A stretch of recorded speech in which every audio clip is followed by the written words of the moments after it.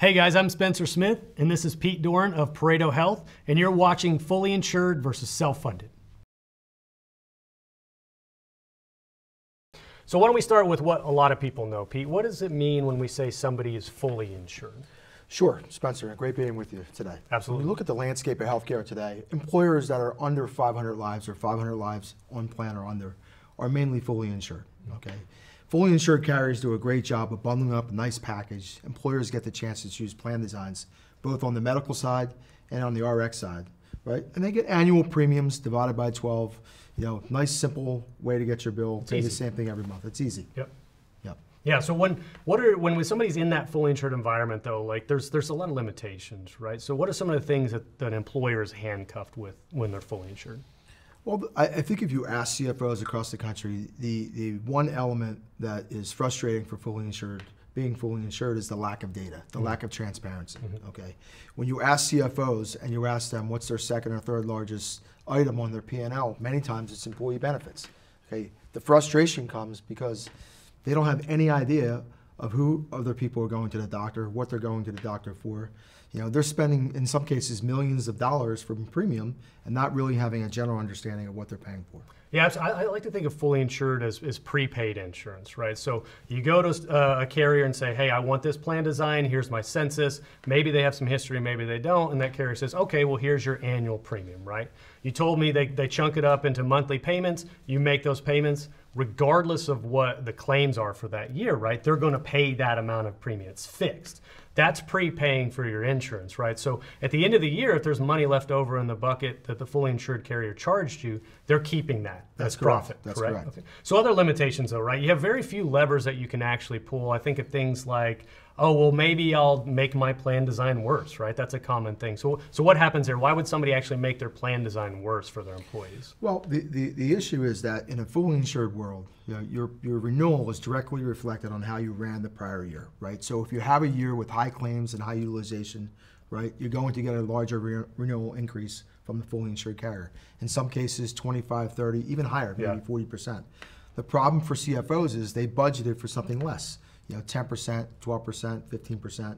The broker is going to do a great job in negotiating that high renewal down to something more palatable, but they're still going to be over budget. The CFO now is spending more money than they had the prior year. Yeah, see, you negotiate really hard, right? You do your best job to negotiate, but you have those constraints. You make the plan design worse, which often happens, right? You raise those deductibles, you raise those co-pays. The employee ends up getting punished for that, right? As the employer is trying to wrangle those costs. Or worst case, you completely move carriers, right? Disrupt the plan design. You have network issues, provider access issues, things like that. All of those things are fairly limited, and they lead to what we call the stair-step effect. So why don't you explain what we mean by that? Well, that simply means that whatever you get this year from your fully insured carrier, right? If you have a worse year next year and you have a bigger renewal, you're just going to stack that on top of the renewal that you got from the prior year, right? So if you have a great year, you get a single-digit increase, from the fully insured carrier. Next year, you have a bad year, you get a bigger increase. You're going to stack those renewals on top of each other. And if you ask brokers and consultants across the country, how many times in the last 3 or 4 years have they seen their fully insured clients get a decrease in premium? I guarantee you that number is going to be usually very, zero very or maybe small. one time. Yeah. Right. So I actually was in a market in Florida a couple days ago, and so I asked this question of every broker that was there. It's like, what's the worst increase you're seeing this year? Because I didn't want to assume. I heard a 72% increase. You mentioned 25, 30, got a couple 40% increases. So the point being is no matter what, really, when you're fully insured, you really never get the opportunity to reset your baseline. It's always going to go up. So when we get into self-funding in a second, we'll contrast even more, but when you're self-funded, what's the opportunity? How are we able to, in bad or good years, actually control some of those costs? Right, well, self-funding is a mechanism where you only pay for the claims when your employees incur those claims, okay? So there are some cases in some years where you might pay more than fully insured, but when you go back to running how you have been running in prior years, you're going to spend less. Right. So you don't have that same stair-stepping approach that you do with fully insured. There's an opportunity to pay less in claims if your employees use the plan less. Yep. Well, there's a slide that we like to talk about, or we'll show sometimes in our employer 101s, our consultant 101s, that shows the compounding effect of fully insured stair-stepping premium over a 10-year basis. So I'll describe a little bit, and I want you to weigh on in there what it looks like, and we may pull this slide up. But you have an average fully insured carrier or fully insured employer with $2 million in premium. we assume a 9% annual trend, which we've already established is super, super conservative.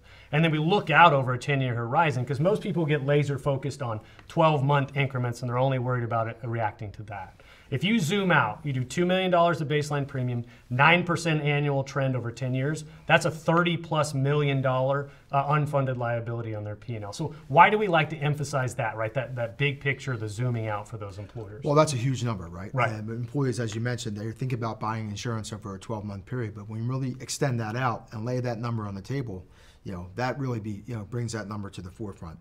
They start to think about, wow, $30 million in 10 years, how can I figure out a way to get into that number and save more on my premium? How can I manage my plan a little bit better than I'm managing it today through Fully-Insured? Absolutely, and that's where I think the question, we're just trying to lead employers and their consultants to this idea of, like, if that problem is this big, I need to react to it. I need to do something about it. So in our mind, obviously, we're going to lead the viewer, the audience, down the road of self-funding as an option to counteract that trend. So you touched on a little bit before.